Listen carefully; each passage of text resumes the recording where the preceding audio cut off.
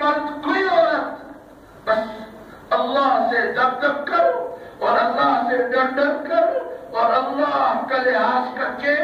اپنی زندگی کی ترتیب بنائے، انفرادی طور پر بھی اور بحیثیت مجموعی، کوئی ملت، کوئی قوم، کوئی علاقہ، وہ اگر اپنی ساری ترتیبوں میں اللہ کا لحاظ کر کے ترتیب قائم کر لیں، اپنی ساری تعمیرات میں اور اپنے سارے تعلیمی نظام میں اور اپنے سیاسی نظام میں اور اپنے لین دین میں اور اپنے رہن سہن میں وہ کافر اقوام کی غلامی کے بجائے اس کو دیکھیں کہ اس اللہ کی چاہت کیا ہے۔ تجارت میں، چمبر میں کافروں کے طریقوں کو سامنے رکھ کر ترتیب بنانے کے بجائے اللہ کے عوامل کو سامنے رکھ کر اور حضرت محمد علیہ السلام کے عمدہ پاکیزہ طریقے کو سامنے رکھ کر یہ تجار اگر ترتیب قائم کریں گے، یہ اسمبلیوں کے ممبر یہ بجائے برطانیہ اور کافروں کو دیکھنے کے یہ حضرت محمد علیہ السلام اور ان کے عظیم رفقا اور عظیم صحابہ اور اہل بیت ان کو سامنے رکھ کر زندگی کی ترتیب قائم کریں گے تو ان کی اسمبلی بھی ممتاز ہو جائے گی اور اللہ تمہارے گناہوں کو معاف کر دیں گے۔ اللہ بڑے فضل والے ہیں۔ یہ آیتیں بہت سے موقع مسلمانوں پر اس طرح آئے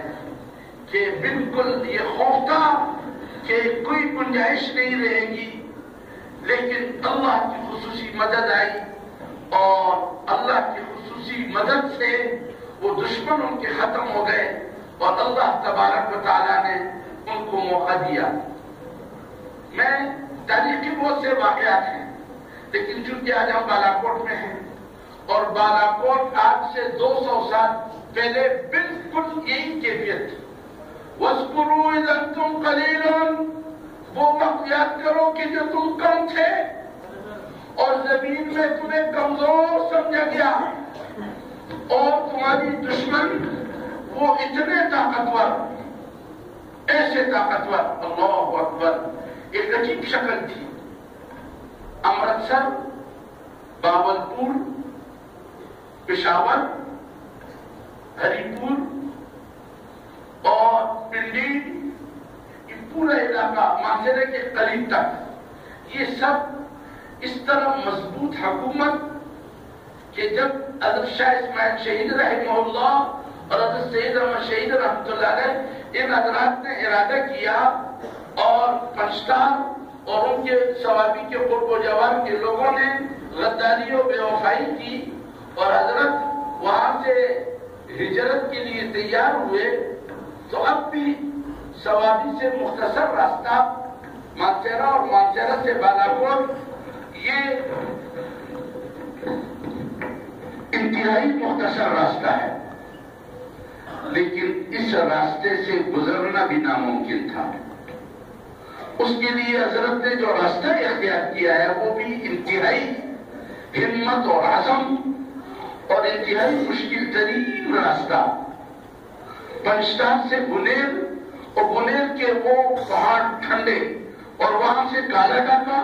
اور کالا ڈاکا سے اتر کر کے تھاکوٹ اور اس طرف سے یہاں جو آئے ہیں مشکل ترین راستہ ہے، اور خیال یہ تھا کہ یہ جگہ بالاکوٹ نسبتاً ان کی عملداری سے دور بھی اور کچھ ایسے پیچیدہ راستے ہیں کہ اگر کوئی مقامی نہ بتائے تو یہ کسی درجے میں پناہ گاہ بن سکتی ہے۔ اس بنیاد پر اور یہاں سے آگے کشمیر کا بھی ارادہ تھا اور براہ راست انگریزوں کی عملداری پر بھی حملہ کرنے کی سوچ تھی اور کشمیر کی آزادی کو سوچتے ہوئے یہاں سے ایک مضبوط چھاؤنی اور ایک مضبوط کام کا ارادہ تھا اور ایک عجیب شکل بنی، لیکن اللہ کو کچھ اور منظور تھا اور وہ شکل ایسی بنی کہ صرف یہ مٹی کوٹ تک پہنچ گئے۔ جب یہاں پہنچے حضرت کے پاس پھر بھی ایک وقت تھا اور حضرت کو یہ رائے دی گئی کہ اب بظاہر یہ فوج ایسی آ گئی ہے کہ بالکل مکمل نلغے میں ہم آ گئے ہیں، صرف اتنی بات ہے کہ کچھ دنوں کے لیے اس جگہ کو ہم چھوڑ دیں، یہ اگر ہم چھوڑ دیں گے تو ہماری پوری جماعت بچ جائے گی، اور اس کے بعد پھر جب مناسب موقع ہوگا تو ان کے ساتھ مقابلے کی ترتیب ہو جائے گی۔ اور یہ حضرت کی اپنی قوت بچانے اور آئندہ مضبوط ترتیب بنانے کے لیے ایک بہت مؤثر رخ بھی تھا، لیکن حضرت کی طبیعت میں انتہائی وفاداری اور وہ بڑے دور کی نگاہ تھی حضرت یہ سمجھتے تھے کہ اگر ہم یہاں سے اٹھ گئے تو یہ تو ٹھیک ہے کہ ہمارے ساتھ جو مجاہدین دہلی سے اور لکھنؤ سے اور ہندوستان سے آئے ہیں وہ تو بچ جائیں گے، لیکن بالاکوٹ والوں پر سخت حال آ جائے گا اور ان کے ایک ایک گھر کو اور ایک ایک فرد کو 50 خلال دیا وہ شکل ہو جائے گی، اور یہ جو جن لوگوں نے ہمیں جگہ دی اور ایک موقع دیا ان پر بڑی مصیبت آ جائے گی۔ اس لیے حضرت نے فرمایا نہیں، میں اس موقع پر بالاکوٹ کو نہیں چھوڑ سکتا، یہاں کے مقامیوں کو اوپر بڑا حال آ جائے گا۔ اور ایک عجیب جملہ حضرت نے فرمایا ہے، بڑی حیرت ہوتی ہے اس جملے پہ۔ حضرت نے فرمایا میں اس بالاکوٹ کو نہیں چھوڑ سکتا، اور اسی میدان میں، اس بالاکوٹ کے میدان میں حضرت نے فرمایا یا جنت مل جائے گی یا اللہ لاہور دے دے گا۔ لاہور کو جنت کے ساتھ ملایا، لاہور کو جنت کے ساتھ ملایا، اور کوئی سوچ نہیں سکتا تھا کہ مسلمانوں کے قبضے پہ لاہور آ جائے اور لاہور میں مسلمانوں کی چلے گی، اور وہاں دینی ایسا ذوق ہوگا،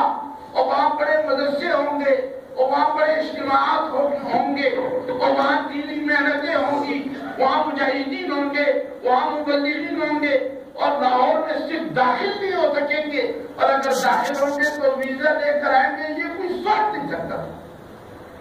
حضرت نے فرمایا میں اس بالاکوٹ کو نہیں چھوڑ سکتا، یا اللہ پاک جنت دے دیں گے ہم شہید ہو جائیں گے، یا اللہ ہمیں لاہور دے دے۔ اگر یہاں ہم سکھوں پہ غالب آ گئے تو آگے سیدھے لاہور تک جائیں گے، اور اللہ ہمیں لاہور بھی دے دے۔ اللہ کو یہ منظور تھا کہ دونوں دے دے۔ انہوں نے تو یا کر کے بات کی اپنے رفقا سے، لیکن اللہ کو یہ منظور تھا کہ دونوں دے دے۔ ان کی شہادت ہو گئی اور بڑی بے بسی کی کیفیت میں ہوئی، ایک عجیب حال ہوا، لیکن دوسری طرف سے اللہ پاک کا غیبی نظام تبدیل ہوا۔ یمحو اللہ ما یشاء ویثبت وعنده ام الکتاب، وہ جس کو چاہتا ہے ہٹاتا ہے اور جس کو چاہتا ہے جماتا ہے، فیصلہ اس کے پاس۔ اللہ نے سکھوں کو یہاں سے ایسا ختم کر دیا، ایسا ختم کر دیا، لگتا نہیں کہ یہاں کبھی سکھ تھے۔ اللہ اکبر، یہاں تک کہ آپ حسن عبدال جاتے ہیں۔ میں ایک دفعہ یہاں بالاکوٹ آیا اور بالاکوٹ سے حسن عبدال گیا اور خالص ان کے سکھوں کا جو عبادت کا مرکز ہے اس کے اندر گیا، اور اندر جا کر کے میں نے اسی الفاظ سے، وہاں مجھے ایک سید ملا جو وہاں چوکیدار تھا، تو اس چوکیدار سے میں نے کہا کہ فاتحین کے علاقے سے تو آ رہا ہوں، بالاکوٹ فاتحین کا علاقہ، اور یہ حسن عبدال اور یہ جو اب ان کی عبادت گاہ ہے یہ مفتوح ہو گئے ہیں اور مغلوب ہو گئے ہیں۔ تو وہ جو غالب آ گئے تھے ان کے یہاں سے ہو کر آیا تو اب خیال آیا کہ جو مفتوح قوم ہے ان کی عبادت گاہ کے اندر جا کر کے اور حضرت سید احمد شہید اور شاہ اسماعیل شہید کا تذکرہ کروں، اور تذکرہ کر کے مجھے بڑا لطف اور مزہ ہے۔ میں یہ عرض کرنا چاہتا ہوں،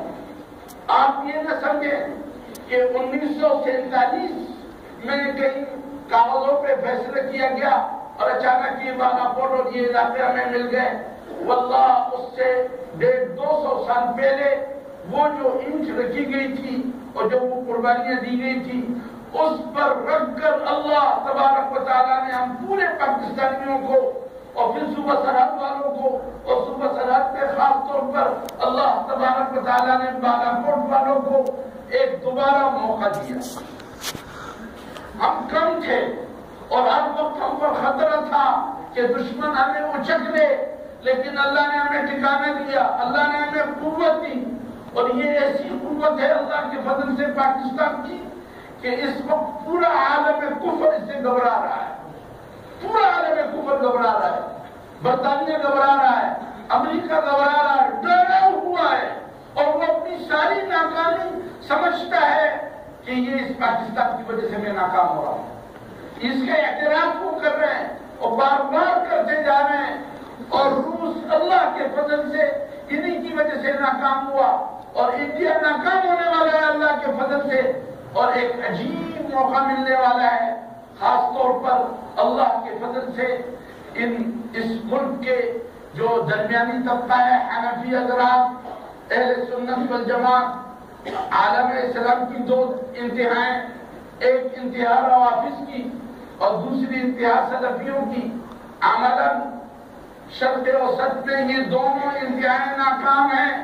اور آج جو وہاں لڑائیاں ہو رہی ہیں، عراق کی تباہی اور شام کی تباہی اور یمن کی تباہی، یہ وہ دو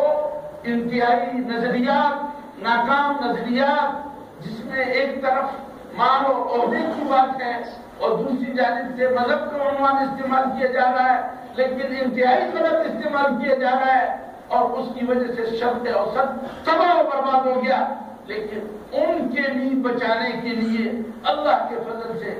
آج ترکی، افغانستان، پاکستان کی ایک حیثیت بنتی چلی جا رہی ہے، اور اس کی طرف توجہ ہے، اور ایسا لگ رہا ہے کہ صرف اس ملک کا نہیں بلکہ پورے عالم اسلام کا، انڈونیشیا سے لے کے مراکش تک یہ پوری پٹی، ان کے سارے افواج اور ان کی ساری قوتیں اس کے یکجا ہونے اور ان کی دین کی، ان کی ایمان کی، ان کی عزت آبرو کے تحفظ کے لیے اللہ تبارک و تعالیٰ نے اس خطے کا انتخاب کیا۔ مجھے بڑی حیرت ہوتی تھی کہ سید صاحب کی